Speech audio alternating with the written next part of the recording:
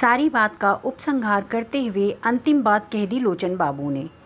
अप्पा साहब लोचन के चेहरे को देखते रहे। फिर उन्होंने झुककर अपनी छड़ी उठाई और दोनों हाथों से पकड़कर उसे यूं ही जमीन पर ठोंकते हुए बोली, तुम जिन लोगों के भरोसे त्यागपत्र देने जा रहे हो उन पर विश्वास कर सकते हो? इतना कि और ज़्यादा बड़ा प्रलोभन मिलने पर भी वे तुम्हारा साथ नहीं छोड़ेंगे? फेंस पर बैठकर हर दिन अपना मोल भाव करने वाले लोगों के बूते तुम यह निर्णय ले रहे हो? मुझे डर है कि तुम्हें कहीं मुंह की ना खानी पड़े। अप्पा साहब ने जैसे अपने अनुभव के निचोड़ से लोचन बाबू को एक बार और आगाह करना चाहा। मैंने ना किसी को प्रलोभन दिया है और ना खरीदा है। अपने सिद्धांतों के प्रति जिनके मन में जरा भी निष्ठा बाकी होगी वे खुद ब खुद एक होकर आ गए हैं हमारी तरफ। सिद्धांत? हल्के से हंसे अप्पा साहब, फिर समझाते हुए बोले, देखो, विरोधी पार्टी के लोग बिसु की मौत को एक राजनीतिक हथकंडा बनाए, यह तो समझ में आता है, पर बात अधूरी छोड़ दी अप्पा साहब ने और छड़ी पर अपने शरीर का सारा वजन डालकर उठ खड़े हुए। लोचन बाबू भी खड़े हो गए तो अप्पा साहब ने खुद अपना एक हाथ बढ़ाकर उनके कंधे पर टिका दिया। तुम्हारी रात वाली मीटिंग को लेकर सवेरे दिल्ली से बात हुई थी। इस महत्वपूर्ण चुनाव के मौके पर तुम्हारे इस आचरण पर काफ़ी रोष है वहाँ। ना चाहते हुए भी मुझे कोई सख्त कदम उठाने को मजबूर किया गया तो? धीरे धीरे चलते हुए ही उन्होंने यह संकेत दे दिया लोचन बाबू को। कतई विचलित नहीं हुए लोचन बाबू, केवल इतना ही कहा, बहुत महंगा पड़ेगा। बढ़ता हुआ कदम थम गया अप्पा साहब का। बहुत ही पैनी नज़र डाली उन्होंने लोचन बाबू के चेहरे पर, मानो भीतर तक डूबकर इस बात का असली मतलब जानना चाहते हों। लेकिन लोचन बाबू के चेहरे पर किसी तरह का कोई भाव नहीं था। अपनी नज़र के पैनेपन को बरकरार रखते हुए आखिर वह प्रश्न पूछ ही डाला अप्पा साहब ने, जिसे वे इतनी देर से टालते आ रहे थे। सुकुल बाबू के साथ ही कोई समझौता हो रहा है ना? सुना है चुनाव में गुप्त रूप से तुम सुकुल बाबू का काम कर रहे हो? इस बार ठहाका लगाकर हंसे लोचन बाबू।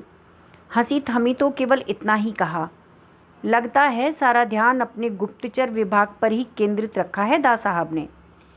शायद इसीलिए गृह मंत्रालय भी खुद ही दबाकर बैठे हैं, किसी और को नहीं देते। खैर, कम से कम इस विभाग की अतिरिक्त सजगता सक्रियता के लिए बधाई तो देनी ही चाहिए उन्हें। ड्राइवर ने तपाक से फाटक खोला तो हाथ का सहारा देकर लोचन बाबू ने भीतर बैठाया अप्पा साहब को। लोचन बाबू की इस अप्रत्याशित हंसी और उनके कहे हुए वाक्य ने पश्चाताप मिला असमंजस बिखेर दिया अप्पा साहब के चेहरे पर। शायद यह बात उन्हें नहीं कहनी चाहिए थी। वे खुद भी कभी विश्वास नहीं कर पाए थे इस बात पर। लोचन बाबू गाड़ी का फाटक बंद करने लगे तो अप्पा साहब ने बीच में ही रोक दिया। बड़े आग्रह से हाथ पकड़कर भीतर की ओर खींचते हुए कहा, 2 मिनट के लिए बैठो जरा। बैठे नहीं लोचन बाबू, खड़े खड़े ही पूछा, कहिए। लोचन के हाथ को अपने सर से सहलाते हुए बड़े स्नेह और याचना भरे स्वर में कहा अप्पा साहब ने, देखो, इस पार्टी को बनाने में तुम्हारा बहुत सहयोग रहा है और मैं जानता हूँ कि इस पार्टी में बहुत आस्था है तुम्हारी, बल्कि कहूँ कि मोह है तुम्हें, जो अपनी बनाई चीज़ से होता ही है। इसीलिए कह रहा हूँ कि अपने इस निर्णय को थोड़े समय के लिए स्थगित ही रखो। चुनाव के बाद जैसा चाहोगे वैसा ही होगा। निश्चय ही दा साहब को नए सिरे से अपने विधायकों का विश्वास प्राप्त करना होगा। रुके अप्पा साहब, सोच रहे थे कि तुरंत ही उलटकर जवाब थमाएगा लोचन, पर लोचन बाबू कुछ नहीं बोले। सामने गाड़ी के शीशे के पार ही कुछ देखते रहे। थोड़ा और हौसला बढ़ा अप्पा साहब का। बात केवल मंत्रिमंडल के टूटने तक की ही होती तो मैं कभी इतना आग्रह करने नहीं आता तुम्हारे पास, लेकिन इस समय नासमझी में उठाया गया तुम्हारा कदम पूरी पार्टी को ही ले डूबेगा। मुझे विश्वास है कम से कम तुम पार्टी के साथ ऐसा। बात अधूरी छोड़ दी अप्पा साहब ने। लोचन बाबू ने नज़र घुमाकर अप्पा साहब के चेहरे की ओर देखा और देखते ही रहे।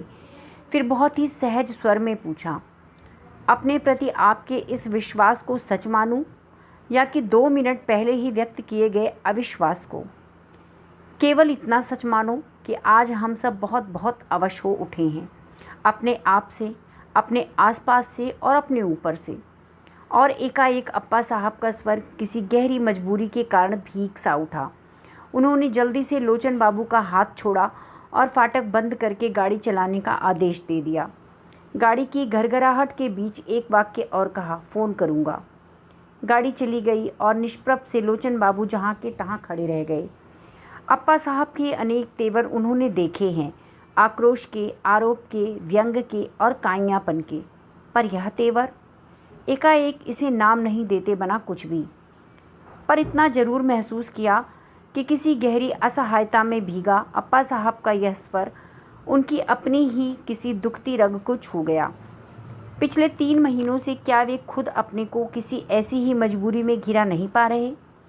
चाहते कुछ हैं, करते कुछ हैं, एक दोहरी जिंदगी जीने की लाचारी। लेकिन नहीं, अब और नहीं। स्वास्थ्य मंत्री राव और विकास मंत्री चौधरी ने बड़े ध्यान से अप्पा साहब और लोचन बाबू के बीच हुई बातचीत का एक एक शब्द सुना। मंत्रिमंडल गिराओ अभियान में दोनों दाएं बाएं हाथ बने हुए हैं लोचन बाबू के। व्यक्तित्व में चाहे कोई साम्य नहीं, पर इस समय एक ही ज़मीन पर खड़े हैं, इसीलिए कहीं बहुत अधिक निकट हैं। अंतिम बात सुनने के बाद सीधे ही पूछा राव ने, तो आपका इरादा कुछ डगमगा तो नहीं रहा है लोचन भैया? नहीं नहीं। हाँ, अब ज़्यादा सोच विचार में मत पड़िए। आगजनी वाली घटना के बाद ही हम लोग अड़ गए होते तो सरोहा चुनाव में आज हमारा आदमी खड़ा होता, पर हर बार हमें दबा दिया गया और हम दब गए। कभी अनुशासन के नाम पर तो कभी पार्टी के एकता के नाम पर, कभी अप्पा साहब के घुटने के नीचे तो कभी दिल्ली के अंगूठे के नीचे। लेकिन इस बार चूके तो बस चूके। बीच में ही बात लपक ली चौधरी ने, यही सही मौका है। जिस तरह की घटनाएं घटी हैं उससे साख तो गिरा ही दी है दा साहब ने सबकी नज़रों में। अभी हम अपने असंतोष की बात करते हैं तो उसे वजन मिलेगा। कल के सरोहा चुनाव को जीत गए तो साख फिर बुलंदी पर, और हमारा असंतोष बेबुनियाद। जहां पल में तोला पल में माशा वाली स्थिति हो वहां ज़्यादा सोच विचार में पड़ना ही नहीं चाहिए। आप ज्ञापन का मसविदा तैयार कीजिए। उन दोनों की बातों से लोचन बाबू के मन में उभर आए दुविधा द्वंद अपने आप बह गए। उत्साह में भरकर ही उन्होंने कहा, ठीक है, मसविदा तैयार कर लेते हैं हम, और अधिक से अधिक लोगों के हस्ताक्षर करवा कर दे देते हैं अप्पा साहब को। इस बार सोच का पुट राव के स्वर में था, लेकिन बहुत प्रतीक्षा नहीं करनी पड़ी उसे बाहर आने में। सीधे ही पूछा राव ने, ज्ञापन देने से पहले हम लोग आपस में भी कुछ बातचीत कर लें तो ज़्यादा अच्छा नहीं होगा? बहुत साफ बातचीत, बिना किसी लाग लपेट के, और उसकी मंजरी आंखों में एक स्पष्ट सी धूर्तता उभर आई। राव का मतलब समझने में देर नहीं लगी और ना ही उन्होंने नासमझ बनने की कोशिश की। केवल इतना ही कहा, यह सब बातें तो बाद में भी हो सकती हैं, पहले बहुमत तो प्राप्त कर लो। लोचन बाबू की आवाज़ की सख्ती और सर्दी का कोई खास असर नहीं पड़ा राव पर। बेझिझक होकर उसने कहा, बहुमत कहाँ से प्राप्त होगा? हवा में तलवार भांजने को कौन तैयार होगा भला? 5 मंत्री त्यागपत्र देने को तैयार हुए हैं, आखिर किस आधार पर? क्यों? दा साहब की नीतियों से असहमति के कारण? जोर से हंसा राव, मानो कोई बहुत ही मज़ेदार बात कह दी हो लोचन बाबू ने। जब हंसी थमी तो अपनी मंजरी आंखों को लोचन बाबू के चेहरे पर टिकाकर बोला, यहाँ आप जनता के सामने नहीं बोल रहे हैं लोचन भैया, बलि चढ़ाए जाने वाले 2 बकरों के सामने बोल रहे हैं। अरे घास पात की कुछ व्यवस्था तो करेंगे या नहीं? अनायास ही लोचन के मन में अप्पा साहब का कहा हुआ वाक्य कौंध गया। हर दिन अपना मोल भाव करने वाले लोगों के बूते तुम यह निर्णय ले रहे हो? और क्षण भर में पहले उमड़े जोश पर फिर ठंडे छींटे पड़ गए। लगता है आप लोग तो सारा हिसाब किताब करके ही आए हैं, तो फिर अपनी कीमत भी बता दीजिए। बात में नहीं, पर कहने के लहजे में भीतर तक काट देने वाली व्यंग की धार जरूर थी। मगर राजनीति में रहकर जिनकी खाल गैंडे की तरह हो गई हो, वे कटते नहीं इतनी आसानी से। करके तो नहीं आए हैं, पर करने जरूर आए हैं। स्वर में कहीं ना संकोच था, ना दुविधा। राव की हर बात पर चौधरी की गर्दन जिस तरह हिल रही थी, उससे साफ लग रहा था कि दोनों अपनी अपनी गोटियां बिठा चुके हैं। मैं कौन होता हूँ घास पात डालने वाला? शोभ भरी कातरता उभर आई लोचन बाबू के स्वर में। बस आपकी इसी तरह की बातें ही मन में शंका जगा देती हैं लोचन भैया।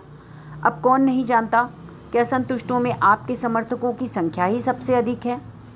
बागडोर आपके ही हाथ में रहेगी तो घास पात कोई दूसरा आएगा डालने। राव की इस बात से मन एकदम खिंच गया लोचन बाबू का। फिर भी अपने को जब्त करके इतना ही कहा, शाम को तो सब लोग मिल ही रहे हैं, आप लोग जो चाहें जैसा चाहें तय कर लीजिए, मुझे बहुत बड़ी बाधा नहीं पाएंगे उसमें। आवाज़ में कुछ ऐसी उदासीनता थी सारे प्रसंग के प्रति कि राव और चौधरी असमंजस में पड़े टुकुर टुकुर मुँह ही देखते रहे एक दूसरे का। फिर सारी बात को निहायत ही हल्की फुल्के स्तर पर ले जाकर कहा राव ने, ठीक है, हम आपके हुक्म के गुलाम हैं लोचन भैया, आप ज्ञापन तैयार कराइए, हम हस्ताक्षर करेंगे और करवाएंगे। अंत में चलने से पहले राव ने विजेता की मुद्रा में कहा, राव या तो किसी काम को हाथ में नहीं लेता और लेता है तो फिर किनारे लगाकर ही छोड़ता है। समझ लीजिए कि बिसु की यह मौत दास साहब के मंत्रिमंडल की मौत बनकर ही रहेगी। अब अपनी इस घोषणा से लोचन बाबू के मन में अपने कीमती होने का पूरा पूरा एहसास जगाकर चले गए वे दोनों। पर लोचन बाबू हैं कि मंत्रिमंडल की मृत्यु की घोषणा से पुलकित हो रहे हैं, ना राव चौधरी की कीमत से चमत्कृत। एक ही प्रश्न है जो उन्हें तरह तरह से मथ रहा है, यह सब वे किस लिए कर रहे हैं, क्यों कर रहे हैं। क्या इसी परिवर्तन के लिए सुकुल बाबू की पार्टी और विधानसभा छोड़ी थी उन्होंने, इसी क्रांति का सपना देखा था, और क्या इसी टुच्चेपन की सौदेबाजी के लिए मंत्रिमंडल गिराने की बात सोच रहे हैं वे। नाम, चेहरे, लेबल भले ही अलग अलग हों, पर अलगाव है कहाँ सुकुल बाबू, दास साहब, राव और चौधरी में। तब पौ अभी पूरी तरह फटी भी नहीं, वातावरण में धुंधल का शेष है। दास साहब नंगे पैर हरी दूब पर चहलकदमी कर रहे हैं। ओस भीगी धूप पर घूमने से केवल नेत्रों की ज्योति ही नहीं बढ़ती, मन मस्तिष्क में भी ऐसी तरावट आती है कि सारा दिन आदमी तनाव मुक्त होकर काम कर सकता है, मन शांत और चित्त प्रफुल्लित। पांडे जी भी साथ हैं दास साहब के। भोर का सुहाना समा, ठंडी बयार और सुकून देने वाला दास साहब का साथ। फिर भी चिंता और परेशानी की लकीरें हैं पांडे जी के चेहरे पर कि मिठी नहीं रहीं। लोचन बाबू के घर रात 2 बजे तक होने वाली बैठक का पूरा ब्यौरा सुनाने के बाद भी जैसे बोझ हल्का नहीं हुआ पांडे जी का। आज ही अप्पा साहब से मिलने वाले हैं लोचन बाबू, और लगता है इस बार पहले की तरह मानने वाले भी नहीं हैं ये लोग। सुकुल बाबू के कारण यह चुनाव ही काफ़ी बड़ा सिरदर्द बना हुआ है। ज़रूरत तो इस समय यह है कि सब लोग एकजुट होकर काम करें। सो मदद तो दूर, एन इसी मौके पर स्वर में शोभ इतना गहरा हो गया कि बाकी शब्द उसी में डूब गए। बात बहुत ध्यान से ही सुन रहे हैं दास साहब, और मन में कहीं गहरे उतर भी रही है, पर चेहरे पर किसी तरह का कोई विकार नहीं और कोई प्रतिक्रिया भी नहीं। 85 लोग समर्थन करने जा रहे हैं लोचन बाबू का। बहुत आशावादी है लोचन, अच्छा है, इस उम्र में आशावादी होना चाहिए व्यक्ति को। मात्र उम्मीद की डोर से बंधा हुआ आदमी भी बहुत कुछ कर गुजरता है कभी कभी। पांडे जी इस समय इस तरह की प्रतिक्रियाओं की अपेक्षा नहीं कर रहे, सीधे ही पूछा, लोचन बाबू से मिलेंगे आप, समय तय करूं? अप्पा साहब से शायद इस बार। पांडे, बात बीच में ही तोड़ दी दास साहब ने, तुम्हें सरोहा चुनाव क्षेत्र की जिम्मेवारी दी है, उसे ही संभालो, इधर की चिंता से अपने को परेशान करने की ज़रूरत नहीं। बहुत चौकस रहते हैं दास साहब कि हर व्यक्ति अपनी जिम्मेदारी और अधिकार की सीमा के भीतर ही रहे, उसमें जहाँ तक संभव हो दास साहब हस्तक्षेप नहीं करते, पर दूसरे भी अपनी सीमाओं का अतिक्रमण करें इसकी छूट कतई नहीं देते। पांडे जी, यह काम जरूर है कि शहर के हर कोने में होने वाली गतिविधि की सूचना दास साहब को दें, पर मात्र सूचना दें। उनसे दास साहब पर होने वाली प्रतिक्रिया जानना या दास साहब की योजनाओं को जानना उनके अधिकार की सीमा में नहीं आता। हाँ, सरोहा का काम उन्होंने खुद पांडे जी को सौंपा है, पूरे विश्वास के साथ और पूरे अधिकार देकर। सो बात को उसी प्रसंग में लाकर उन्होंने पूछा, सरोहा में भाषण 15 तारीख को है ना, यानी परसों? जी। तैयारी? घरेलू उद्योग योजना का प्रचार पूरे जोर शोर से हो रहा है। हम लोग घर घर जाकर समझा रहे हैं और फॉर्म भरवा रहे हैं। लोगों की प्रतिक्रिया? कुछ लोगों के मन में बहुत उत्साह है, कुछ के मन में अविश्वास भी कि बातें तो कब से सुन रहे हैं, कुछ होएगा जाएगा भी कि बस यूं ही। कागजी योजनाएं अविश्वासी तो बना ही देती हैं लोगों को। पांडे जी को लगा जैसे योजना के कागज़ तक रह जाने के लिए वे ही जिम्मेदार हों। सफाई देते से बोले, पर इस मद के लिए खैर छोड़ो, बीती बातों पर व्यर्थ ही समय नष्ट नहीं करते। 2 बातों का ध्यान रखा गया है ना इस योजना में? पंचायत कहीं नहीं आए, असंतुष्ट हैं लोग पंचायत से? जी नहीं, एक अलग दफ्तर की व्यवस्था की गई है, सरकार का सीधा नियंत्रण रहेगा उस पर। उस योजना का अधिक से अधिक लाभ हरिजनों और खेत मजदूरों को ही मिले। आप निश्चिंत रहें, तुम्हें काम सौंपने के बाद तो मैं निश्चिंत ही रहता हूँ। जितना सोचता हूँ उससे अधिक ही संतोषजनक मिलता है तुम्हारा काम। और दास साहब ने स्नेह और प्रशंसा में भीगी हुई एक ऐसी नज़र डाली कि पांडे जी भीतर तक पुलकित हो गए। काम करने वाले को भरपूर श्रेय तो देते ही हैं दास साहब, मौका आने पर यथासंभव पारिश्रमिक देने में भी नहीं चूकते। सुकुल बाबू की मीटिंग बर्खास्त होने का धूल धक्कड़ अभी थमा भी नहीं था कि गांव में नई चहल पहल शुरू हो गई। दूसरे दिन सवेरे से ही गली गली और घर घर की दीवारों पर घरेलू उद्योग योजना के पोस्टर चिपकने लगे और शाम तक यह स्थिति हो गई कि जिधर नज़र उठाओ मुस्कुराते हुए दास साहब और नीचे योजना की रूपरेखा, मानो उनकी मुस्कान से ही बहकर निकल रही है योजना। 5-7 स्वयं सेवक किस्म के लोग घर घर जाकर विस्तार से इस योजना के बारे में समझा रहे हैं, फॉर्म भरवा रहे हैं और साथ ही यह भी नहीं बताना भूलते कि 15 तारीख को मुख्यमंत्री स्वयं आ रहे हैं इस योजना का उद्घाटन करने। 2 कमरों के एक छोटे से घर में जो अस्थायी दफ्तर बना है, वहाँ सवेरे से शाम तक का तांता लगता रहता है लोगों का। जिस मुस्तैदी से काम हो रहा है उससे तो लगता है कि हफ्ता बीतते ना बीतते हर घर में छोटा मोटा उद्योग खुल जाएगा और देखते देखते यह गांव सदियों के दलिद्र से मुक्ति पा जाएगा। चंद दिनों में ही गांव का सारा माहौल बदल दिया है इस योजना ने। लोगों की बातचीत का विषय भी यही, सोच का विषय भी यही। हाँ, गांव में एक दल ऐसे लोगों का भी आया है जो सरेआम इस योजना की चिंदियाँ बिखेर कर लोगों को आगाह कर रहा है और बिसु की मौत को भरसक जिंदा रखने की कोशिश कर रहा है। बिसु मर गया कोई बात नहीं, पर बिसु की मौत का प्रसंग मर गया। इस समय तो वे कैसे जिंदा रहेंगे? अजीब रस्साकशी हुई है गांव में और आज तो यह रस्साकशी अपनी पराकाष्ठा पर पहुंच गई। मुख्यमंत्री दास साहब आ रहे हैं गांव में। एक तरफ उनके स्वागत की तैयारियां हो रही हैं जोर शोर से।